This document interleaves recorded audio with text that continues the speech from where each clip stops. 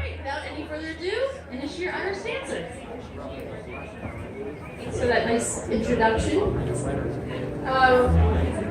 We are the Inisheer Irish Dancers from Gainesville, Florida. We perform old styles of Irish dancing from Western Ireland that predate modern Irish dancing as demonstrated by shows like Riverdance. The Spano's old styles are more relaxed, dance lower to the ground, and emphasize individual expression and style, very much like the Appalachian tradition does.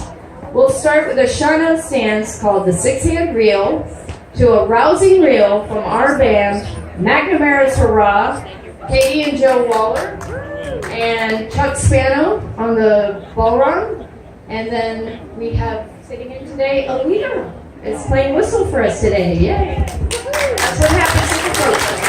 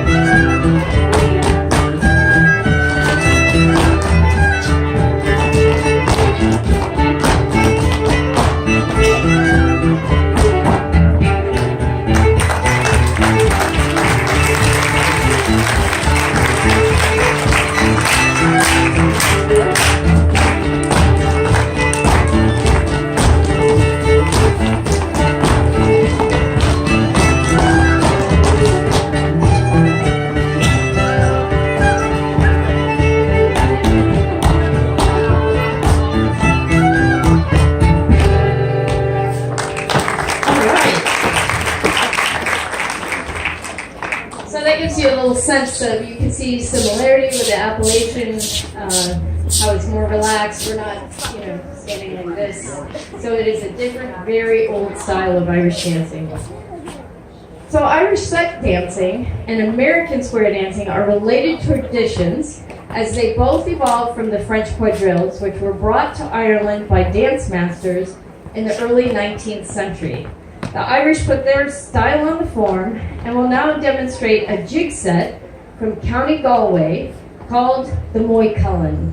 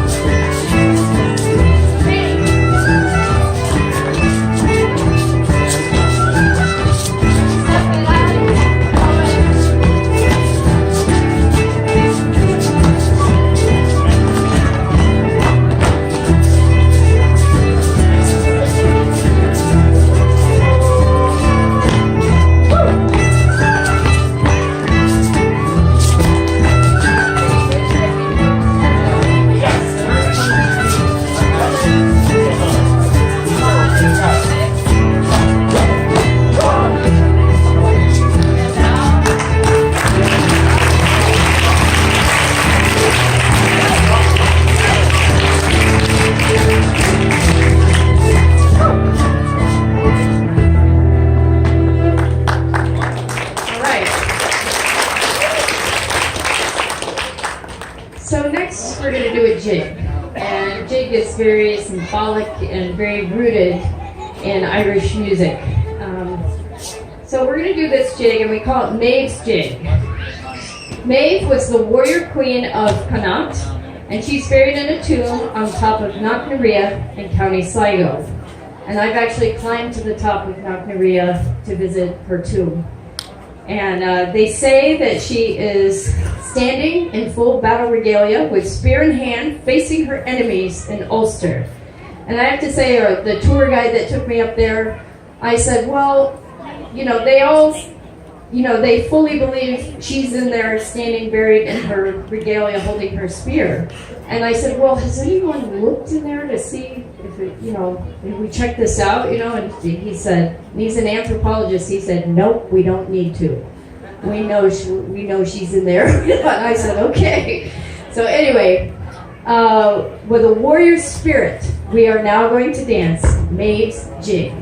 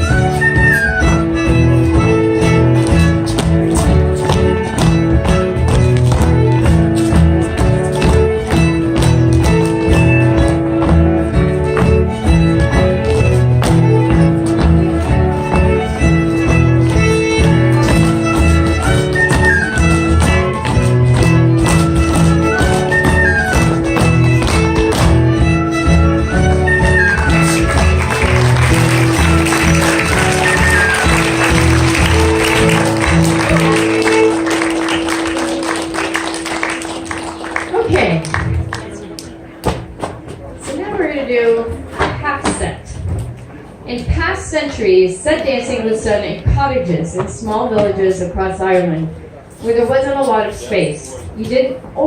And sometimes you didn't have 8 dancers for a full set. Let's go back to that time and visit a small village or visit a small cottage in the west of Ireland where the scant furniture has been moved against the walls. The wind is whistling against the windows, and the fiddler strikes up a reel for the Kildownet Half Set.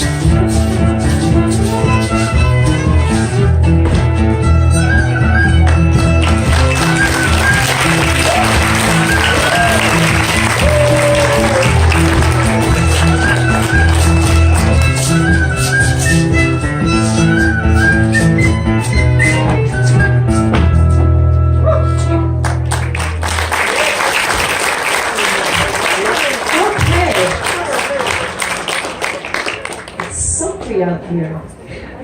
All right. Next we're going to do another tradition from Western Ireland, and I noticed when I was writing up my introductions, I'm like, oh, it's definitely all about Western Ireland. The west of Ireland, if you go there today, you'll still hear Irish Gaelic being spoken.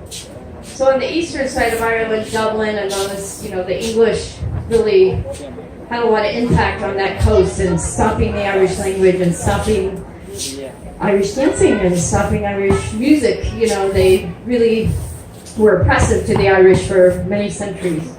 So, but still, this form of dancing survived in the west of Ireland. The music survived in the west of Ireland. And this is another one of those old dances that has managed to survive over the centuries.